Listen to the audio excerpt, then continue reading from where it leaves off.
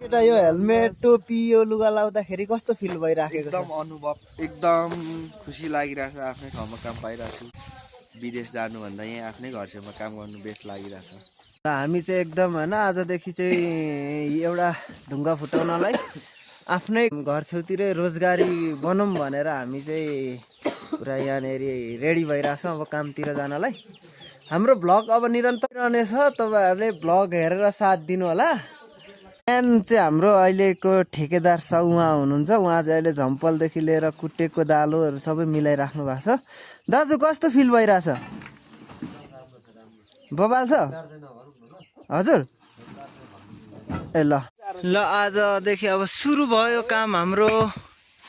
हाम्रो घन्टीले पनि काम सुरु गऱ्यो होइन त? आजदेखि गर्न एकदम ल।